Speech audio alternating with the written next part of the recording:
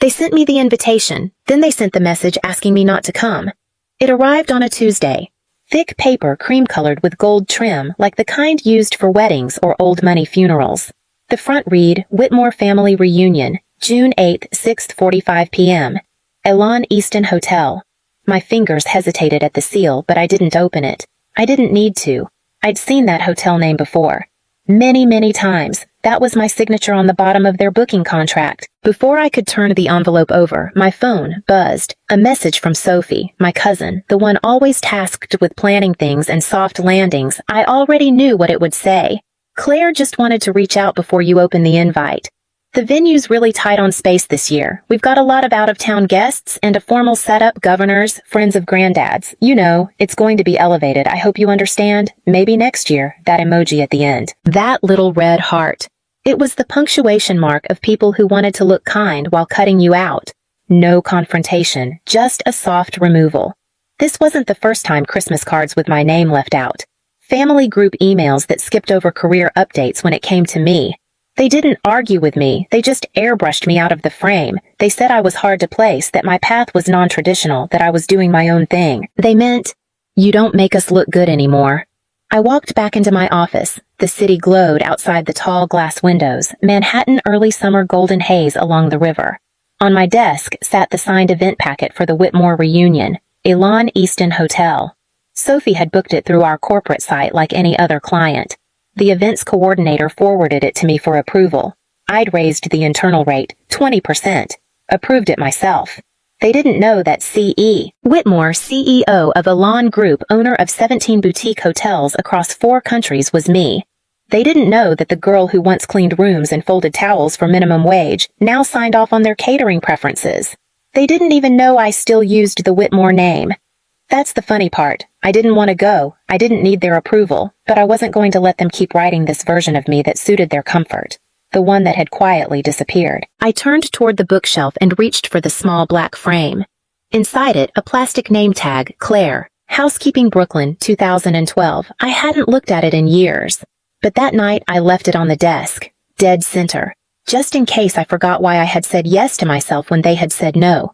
My father used to say there were 2 kinds of people in this world, those who carry the name and those who carry the weight. He said it after Sunday dinners when he loosened his tie and poured his second bourbon when we were all expected to nod as he held court. I was 12 the first time I understood which one I was. Not the name, just the weight. By the time I turned 22, I was supposed to have joined the Whitmore Group, our family's investment firm. There was an office waiting. My name already engraved on the door, Claire Whitmore, Strategy Associate.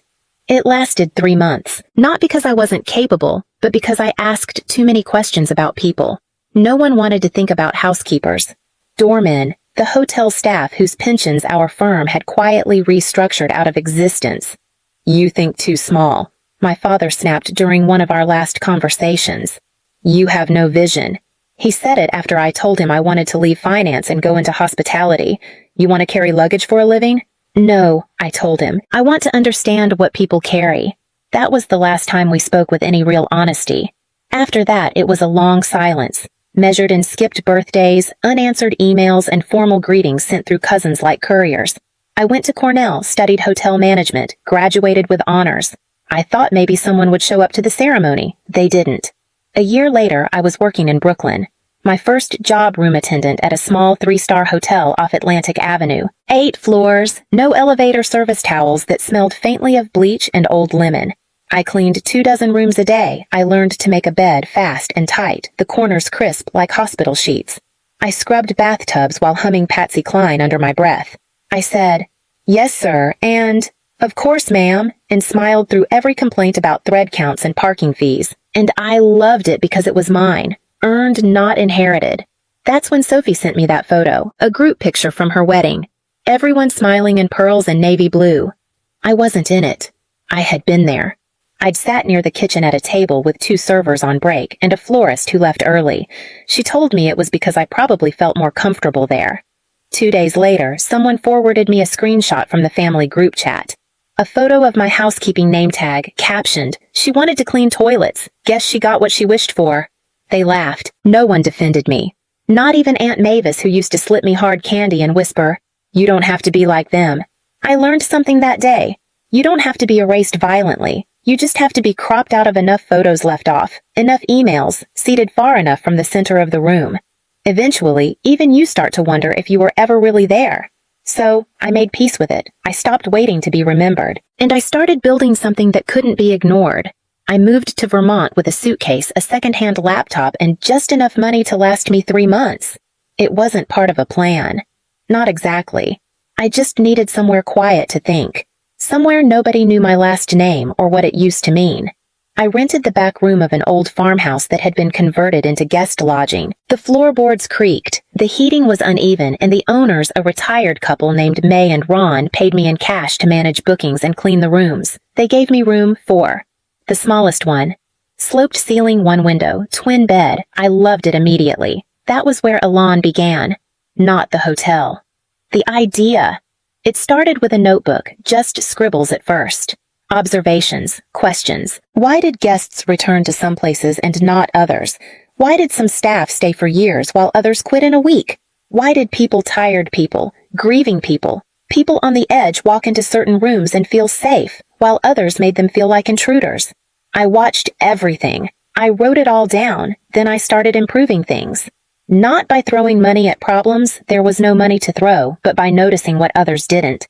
A lamp that buzzed when it shouldn't. A bed frame that needed to be shifted 2 inches so a tall guest wouldn't bang their knee.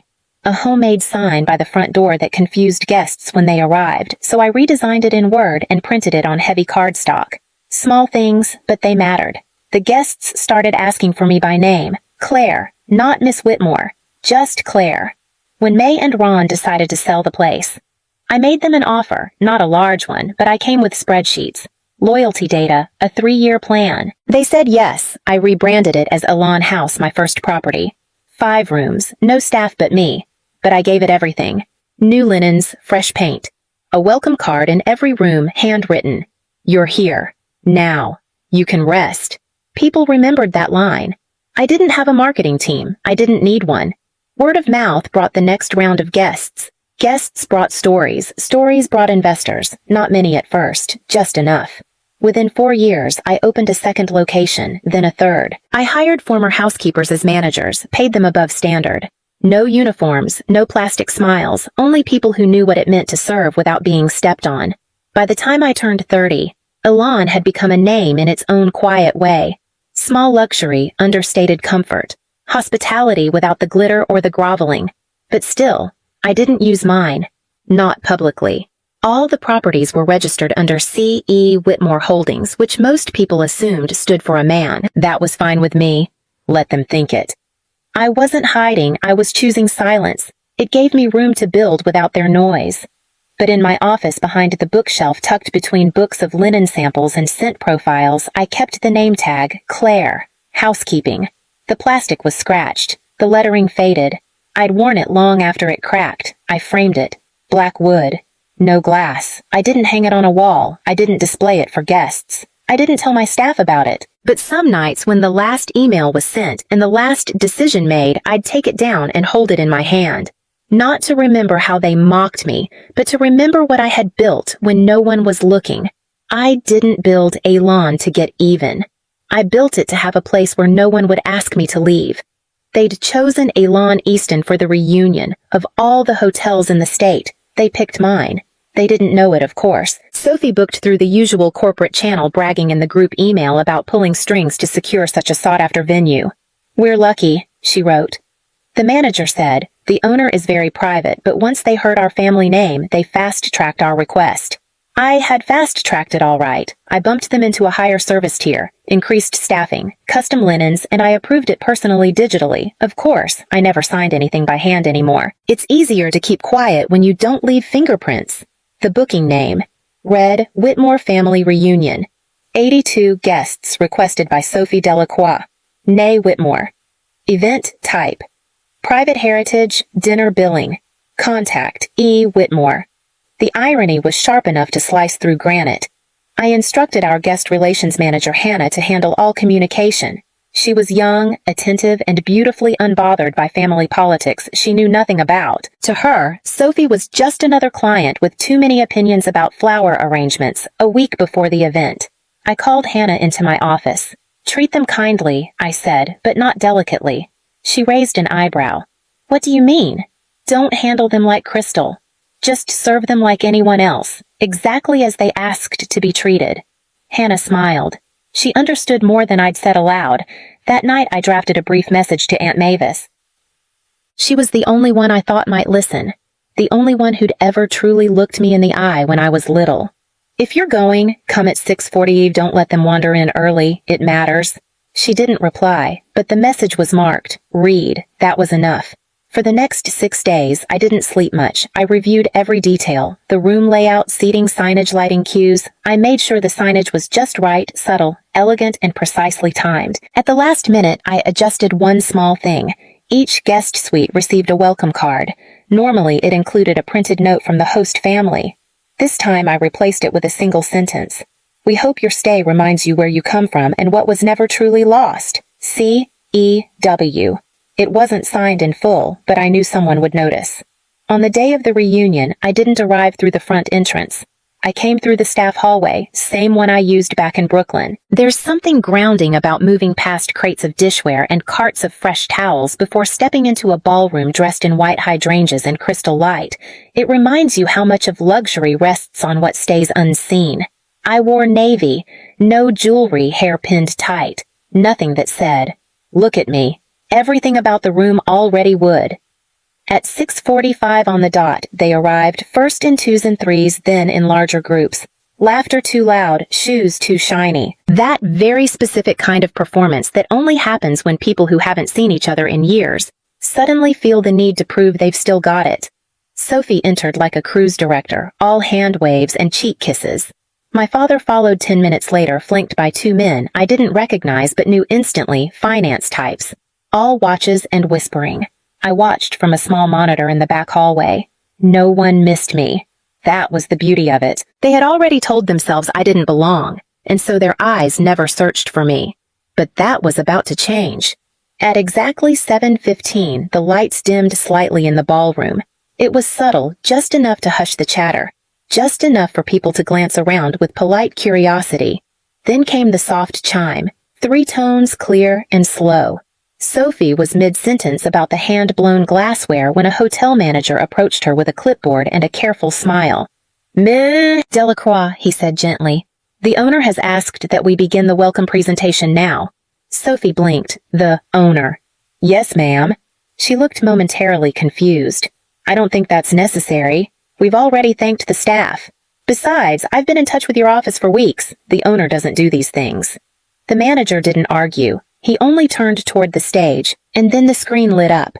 It took a few seconds for the words to come into focus. Soft white text, elegant serif font against a navy backdrop. Elan Easton, founded by Claire Elizabeth Whitmore. Chief Executive Officer, C.E. Whitmore Group. You could feel the temperature in the room drop by 10 degrees.